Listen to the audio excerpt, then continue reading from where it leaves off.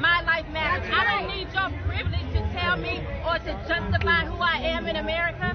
This is my country. This is my land. My ancestors built this country. So I'm going to walk around here as bold as I want to. And I don't have to have you to co-sign and tell me my life matters. That right there insinuates that you think your voice is bigger and better than mine. Yes, it does. Come on. No, he's going to learn. You can disagree. You can disagree. But you are supporting an organization that does not like black men. And as a black woman, I can tell you how important black men are to the black family. Without them, we are nothing. So when you support an organization that doesn't push them up the way we need them to be, you ain't shit. And you can take that from Shamika Michelle and post it wherever you like. They view the black babies that are being aborted. We kill more black babies that are born every year. Thank you. No, you said black lives matter. What about black lives in the womb? They don't matter? They don't matter? So then how are you pushing this organization that doesn't care? So this specific organization does not just talk about police brutality. She just read what their mission is.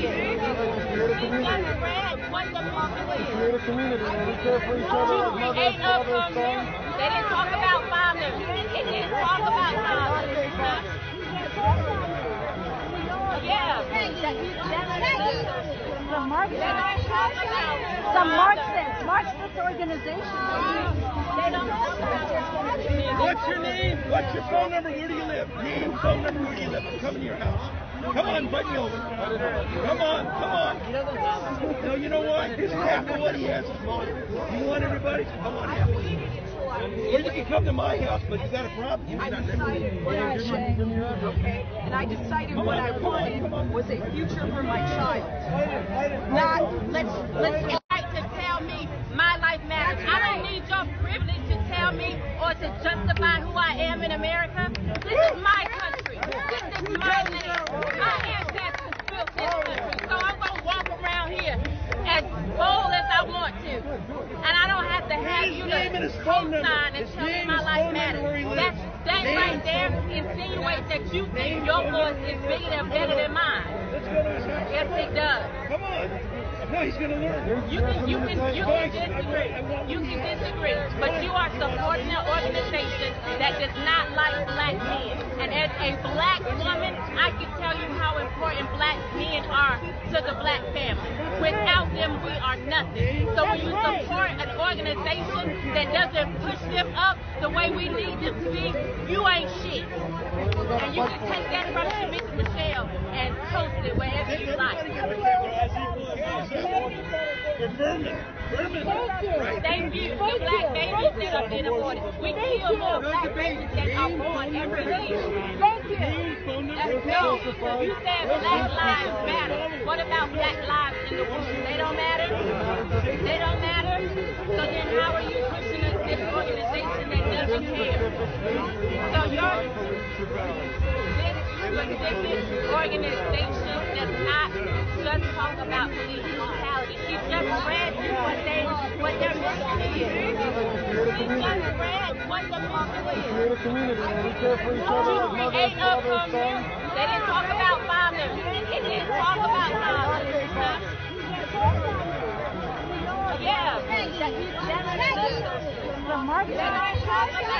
Some Marxist organization. They don't talk about it. What's your name? What's your phone number? Where do you live? Name, phone number, where do you live? I'm coming to your house. Come on, invite me over. Come on, come on. No, you know what? This is half of what he has is mine. You want everybody? Come on, half of it. Or you can come to my house, but you got a problem. I decided what I wanted. Okay, and I decided what I wanted was a future for my child. Not let's. We, the people, have been taught love and respect and honor. But what is now is a disgrace. It is lack of respect. This is a disgrace to mankind, a disgrace to our forefathers, our heroes of all that was recorded in the scriptures of our greatest history. This has been heartbreaking to see monuments torn down, history that's been shared with children of all ages, grown-ups all around the world. How can our schools teach such lack of respect? These children that are marching learn from one another. These children are our future, and they have become a disaster, a disgrace, with no respect. This land was brought forth with freedom to all. This land was the place to grow, and for one to have hope for one's future, for the American dream, the dream that all nationalities from all over the world could have faith in. And what does this nation now have but fear of disaster, of sickness, of death? No hope, but the fear of destroying this beautiful world. I am appalled at this left-wing Democrat Party, how they have turned truth to darkness. But we Americans have one thing that we will not let anyone destroy. That's our free will to open our eyes to the lies that surround us.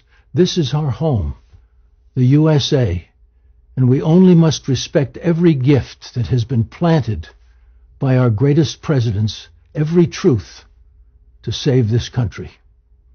And this is the time to finally break through with seeing what's happening with all the lies and the anger. Donald Trump, he who has been sworn into presidency, has held this nation strong. You all must see this truth and have your ballots ready, for he is the only man, the President of the United States of America, Donald J. Trump, who will save this nation's pride, so our future, our children, will remember what our history truly is, that our ancestors fought a great war for freedom and love, and with that truce, we became a union of In God We Trust. God bless. My dear friends, we're all in this together. Can you see how the lies are destroying this nation? All the deceit, no truths. The pandemic has many antibodies that have been before in many epidemics that we've had in our lifetimes. If you look at the numbers, you see how far-fetched this has become. But because of the amount of loss everyone has endured, one doesn't want this to be a failure, because this would make everybody feel like fools. But the truth is, this is no different than any other virus. This has become a war against Trump. So what we must now see is that Trump has done beyond what is required and has proved the trust of the American people. For the ones who are against Trump, I'm here to warn you of destruction if he does not win this election, because, my fellow Americans, you will be lied to, and your freedoms will be taken away, your justice will be taken away. You will have failed because you trusted in the left-wing propaganda, because this is a fight between the good and the evil. I pray for you all to see truths and watch the lies all around us. And if you want truths, open your heart, your eyes, and stop this at the altar. This economy has never been better. Drop your egos and seek who is showing truths. Trump is. You must know the Declaration of Independence is carved on the wall of heaven. So we must expose the lies that now threaten the human race. This left-wing noise is destroying this life, and we, the American people, must stand for the truth. We're in the fight of our lives now. We must win this election. Let us all lift our egos, lift our anger, and fight for truths. Fight for this nation's freedom, for this nation is God's praise, and I know he shall not allow the hallowed walls be destroyed. Let's honor America, and we must keep her safe, and this, my fellow Americans, is do or die. I believe that the purpose of one's knowledge is to be open and see this truth, that President Donald Trump will fight for her glory and the people of the United States of America. God bless. This nation has been altered with darkness upon her land, with left-wing propaganda and a reminder of history's past lessons. This constant battle of protesting against each color is not what God has planned. He who has guilt, rage, disappointment must realize that all are emotions that all have. This is why we have rules to follow that protect this land of dreams and hope. We stand, all of us, as a nation under God. We have come through many years of verbal attacks against black, white, Jew, Christian, and all religions. This is why wars erupt. There's always battles for control. How can we see such havoc in this time of our lives to destroy our police protection? These are men on duty, serving, protecting. And all who want to behave, to run around stealing like criminals with no law and order, this is a disgrace to mankind. This is a disgrace to the higher power of God, our only Savior. And the leader that's in office, this man, our President of the United States of America, stood in this battle of destruction and protected all as his own family. He has given beyond his oath and has shown all ethnicity and all religions his loyalness, his love, and his trust to protect this country, the United States of America. Donald J. Trump has no sword for this battle he has been in. He has love and his want to achieve the highest dignity that this country deserves. And to the people of America, he has sworn to deliver this. And he has, morning, day, and night, sacrificed his life to turn this battle into a union of glory. No other president besides Lincoln faced down such radical behavior.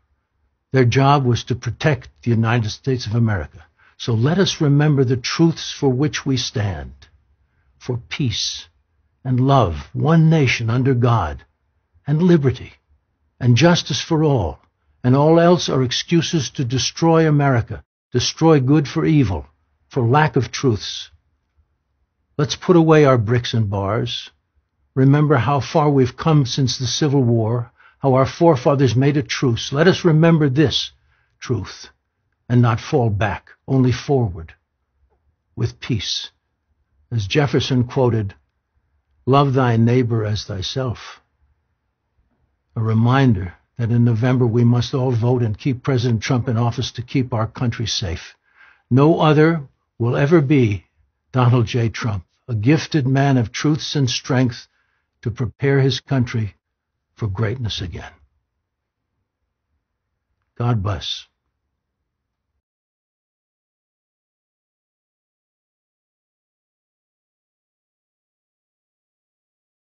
Hi, my name is Frank Schaeffer. My father, Francis Schaeffer, was a famous evangelical evangelist and theologian, and I grew up in a mission, and weirdly in the early 1970s became his nepotistic sidekick as a young 20-something out on the evangelical circuit. What was interesting about Dad's ministry was, however, that he was a man of ideas. He was not really to be confused with folks like Jerry Falwell, who founded the Moral Majority, and others. He was a much deeper thinker than that, and someone he enjoyed reading a lot was the psychologist Erich Fromm, who became well known for his writing on malignant narcissism. A lot of people point to Donald Trump's rise in the evangelical community as a leader pushed by people like Franklin Graham and Jerry Falwell Jr. and other people who, by the way, I knew all these guys back in when they were kids, actually, young men, when our fathers knew each other. Billy Graham, the evangelist, used to hang out with my dad, vice versa. I knew Jerry Falwell Sr. In fact, I preached from Falwell's pulpit at Liberty Baptist, his church, when he was just getting his college going that Jerry Falwell Jr. runs. A lot of people are shocked that evangelical leaders like Falwell and Graham, Franklin Graham, have gone for Donald Trump and still support him even today after all the lies and the ineptitude and all the rest of it, based on things like him paying off a porn star and so forth and so on. But there's a far deeper issue that Erich Fromm was dealing with in his books on malignant narcissism.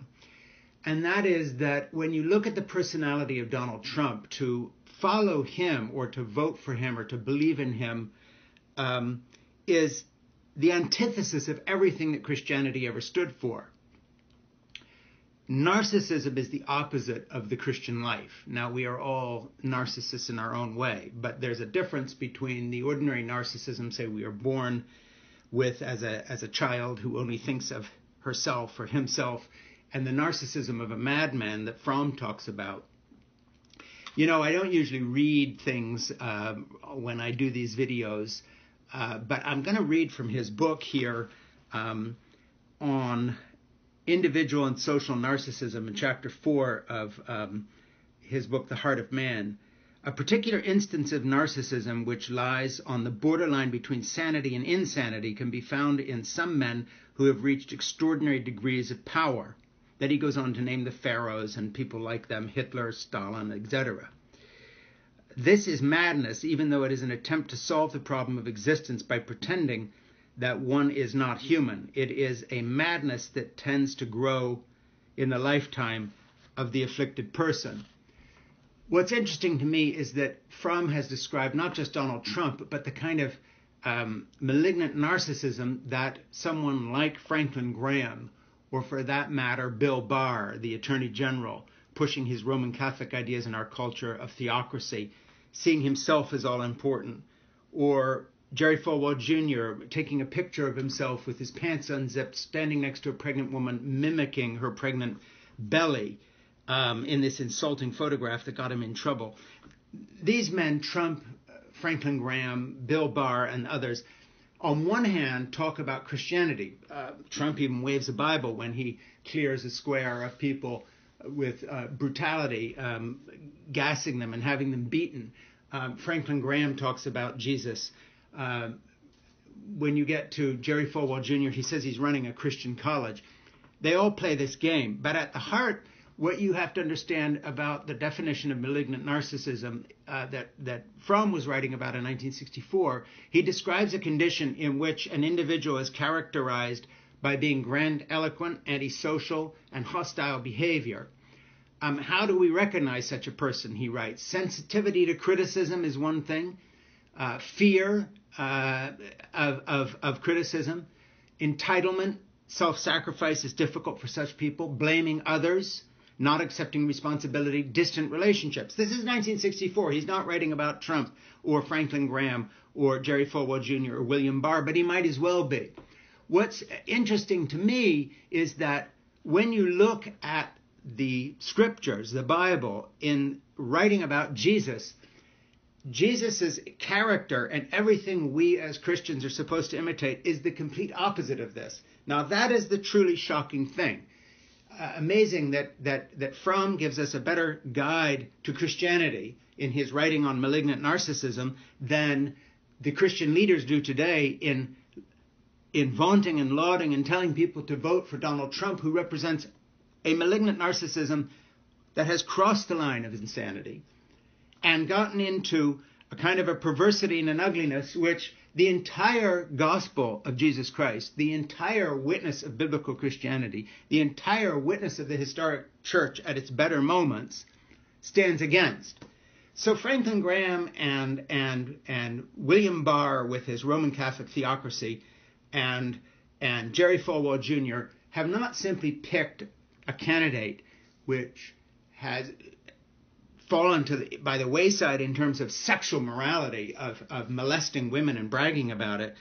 They have picked a candidate that if they would only read Erich Fromm, they would understand that they have picked a character whose malignant narcissism is the exact opposite of everything that Christianity teaches. And so I would just say to my friends who are Christians and still in the evangelical community, I may have left evangelicalism, and you regard me as an apostate and a backslider and all this terminology because I am not a Donald Trump fan.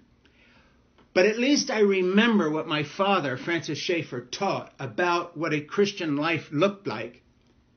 And it has nothing to do primarily with sexual morality. It has to do with the heart. And here's the question I want to leave you with. Does God feed your heart or does God feed your ego?